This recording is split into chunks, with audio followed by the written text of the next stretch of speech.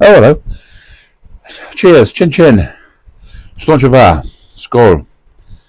Bottoms up.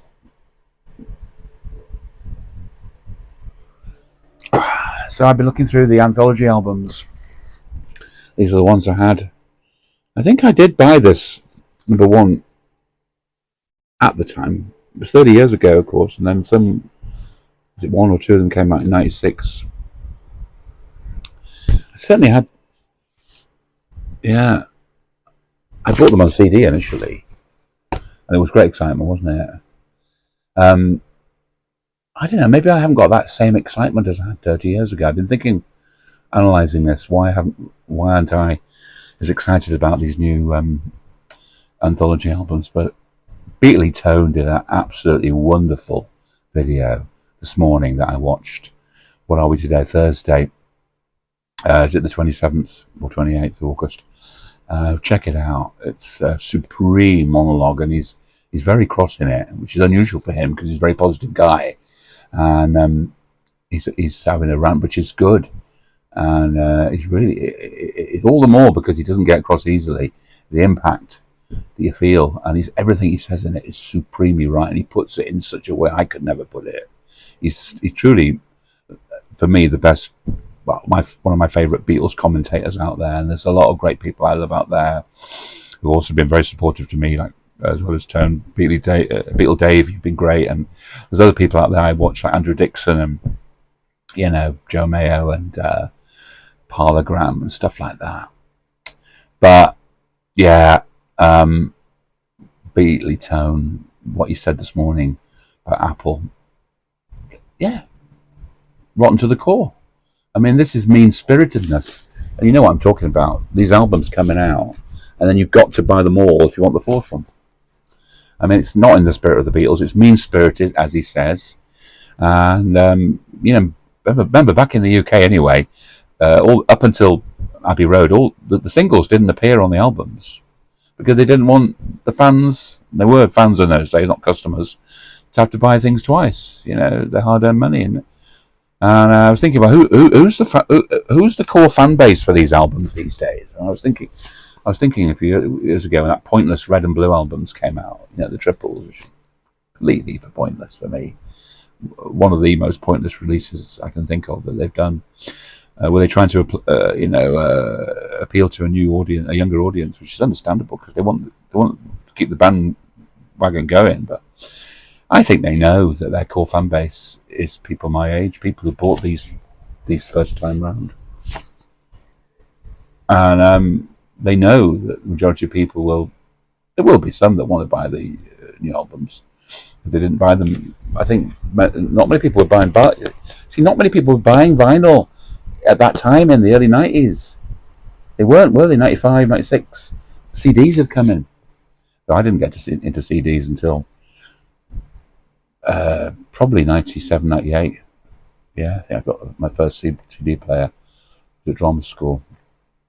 But yeah, people were stopping buying albums, so these were not in great numbers. Although they've re-released them on Dagestoni, is it? The magazines? Is that how you pronounce it? I don't know. And I think they did continue to put these out. They weren't limited editions or anything. Most people didn't buy them, so yeah, they know their core fan base is going to buy the fourth one alone if it was available alone. So that's why it's not alone. They think, no, they've done their research. I bet you, they've done their research and they know that, that's why it's not available. But after watching Beatley Tone's great monologue this morning, I've got a very strong feeling that they might put it out. And because he's got some clout on here. If they've got any sense, they will anyway. I'm willing to stake things, my reputation. Well, I've only got about 420 something followers, so it isn't really. Which I appreciate every one of you, by the way. And if you do enjoy this or anything else I do, please do like. And it's free to subscribe, and liking and subscribing does help me get seen by people in the algorithm. It really does. So please and leaving a comment. Even if you hate it, say I hate it, say it's boring, because that's interaction, and that helps me. So please, hope you don't find it boring. I do try and do interesting content, and I did get a bit down when people weren't watching my videos, so I stopped doing for a month. But so many people supportive on here. It's a great community, and bless you. Anyway, what was I saying? Oh yeah, bless you. Anthology 4.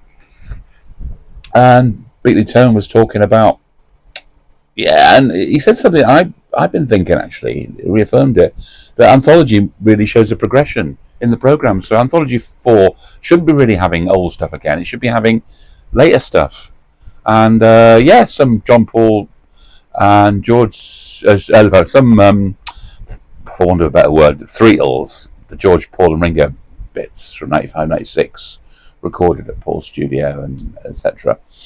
That would be, I'm sure there's, well, the new program is going to, which I'm looking forward to the most out of all this, just when it's available to stream on Disney Plus.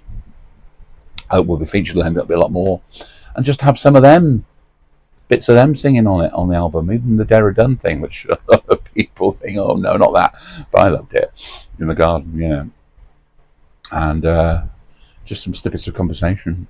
And the later Beatles things, I mean, the most obvious thing is the Get Back sessions, not Carnival of Light, Carnival of Shite, as Beatley Tone calls it, but later in the day Beatles stuff, you know, particularly because for me the Let It Be Super Deluxe was so disappointing. All that wealth of material out there, and they didn't really use it. Maybe I don't know why, but there were some wonderful things like Watching Rainbows, A Case of the Blues, Madman, you know, to name but three. It could have been on there. I mean, and this would have been the ideal opportunity now to put them out. I'm sure it's not as easy as that. I'm sure there's hurdles to cross, as in the estate of George Harrison, etc. Everyone's got to get approval, and do they want to do it? Do they want to, you know, maybe Paul doesn't want to put it out, and or Sean or Yoko, I don't know, who's responsible for the Lennon estate these days.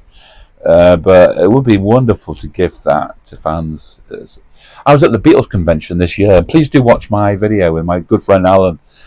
Please do watch it. It's the one I did just before this one. But there's a link to it at the end. Please do watch that, because we have great fun talking about Beatles conventions in Liverpool, past, present, future. And the sound's not great because I forgot to bring my attachment for my microphone, so it's in the bar there, so it's quite noisy. So I hope you can hear it. But please do watch it. And at the dealers hall, I was struck by how many vinyl bootlegs there were available this year. More than I've seen for a long time, actually. I remember back in the 80s, of course, there were nothing but vinyl bootlegs, and they disappeared with CDs, with all CD bootlegs. But there's a lot of vinyl, but good quality vinyl bootlegs out there, and the majority of them are all are Get Back sessions, and they're really wonderfully produced. And on that subject, if you don't do it, Apple, there'll be a bootleg of this Anthology 4 for sure available. So get it out there. As I say, I think Beatley Tone, he's got some clout. I think they'll take notice. I would say, I bet you my 428 currently followers, that's the case. And don't go away if I'm wrong. But yeah, I mean, can't they see there's a new CEO at Apple? All this stuff's out there. Put it out. This is the ideal. It's too late now, of course, because it's gone out. All the publicity has gone out, so it's not going to happen. It's disappointing what's on there. The All You Need Is Love rehearsal stands out. Interesting. Not a lot else does. And of course, a good half of it's already been heard on other Super Deluxe box sets, and it doesn't really inspire. But the completist in me would like it have it sitting on the shelf with the other anthology albums. They're weighty tomes, aren't they? I was looking at them. Interestingly, as I say, not many people were buying albums back 30 years ago.